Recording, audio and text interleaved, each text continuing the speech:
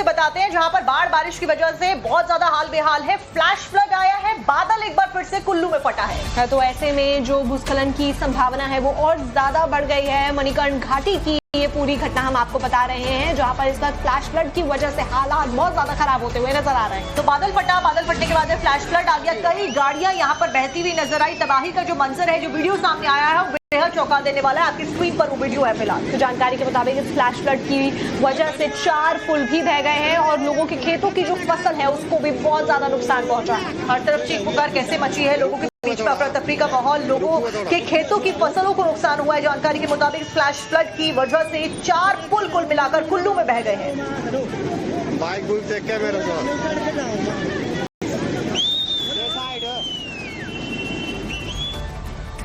लगातार भारी बारिश की वजह से अब मनाली चंडीगढ़ का जो रूट है, हाईवे है, उसको ही बंद करना पड़ा है, क्योंकि लगातार भूस्खलन की जो घटनाएं हैं वो बढ़ती जा रही हैं। ये हाईवे जो है 4 लेन हाईवे, वहां पर एक टनल बनी है। टनल के अंदर क्योंकि बारिश लगातार हो रही है, पानी भर गया है। पानी भरने की वजह से कई सारी गाड़ियां इस टनल में कैसे बहती हुई नजर आई। डिटेल्स क्या है, रिपोर्ट में देखिए। तस्वीरें हिमाचल में मंडी जिले की है, जहां पर रैश नाला भारी बारिश की वजह से उफान पर आ गया।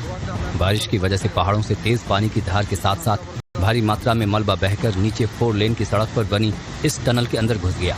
अचानक से आए पानी और मलबे की वजह से कैंची मोड़, डवाड़ा और पनारसा के पास नेशनल हाईवे बंद हो गया। कुछ ही घंटों की बारिश में अचानक से आए ये पानी टनल के अंदर भर गया और ये टनल स्विमिंग पूल नजर आने लगा। इस दौरान टनल के अंदर से गुजरने वाली गाड़ियां भी इस पानी में डूबने लगी। हालात बिगड़ते देख इन गाड़ी के मालिकों ने गाड़ी को तुरंत छोड़ देना ही बेहतर समझा। कई गाड़ियां तो पूरी तरह से पानी में ही डूबी दिखाई दी। टनल के अंदर भारी मात्रा में पानी भरा है, तो टनल के दोनों तरफ के मुहाने पर पहाड़ों से आया मलबा पड़ा हुआ है। इसी के बीच यहाँ से गुजरने वाले लोग फंसे हुए हैं। हालात ऐसे खराब हुए हैं कि अब ना तो वो आगे जा सकते हैं और ना ही पीछे। उम्मीद है कि दोपहर तक प्रशासन की टीम पहुंचेगी और रास्तों को खोलेगी। इसके बाद ही यहाँ पर फंसे लोगों को निकाला जा सकेगा।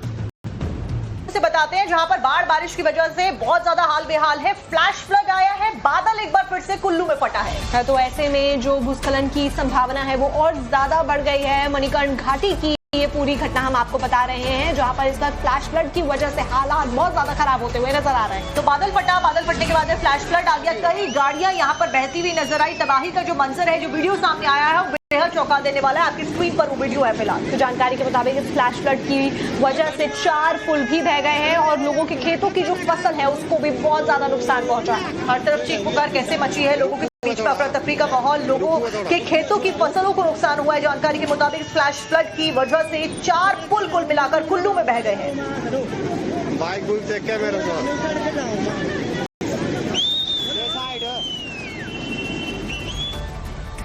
लगातार भारी बारिश की वजह से अब मनाली चंडीगढ़ का जो रूट है, हाईवे है, उसको ही बंद करना पड़ा है, क्योंकि लगातार भूस्खलन की जो घटनाएं हैं वो बढ़ती जा रही हैं। ये हाईवे जो है 4 लेन हाईवे, वहां पर एक टनल बनी है। टनल के अंदर क्योंकि बारिश लगातार हो रही है, पानी भर गया है। पानी भरने की वजह से कई सारी गाड़ियां इस टनल में कैसे बहती हुई नजर आई। डिटेल्स क्या है, रिपोर्ट में देखिए।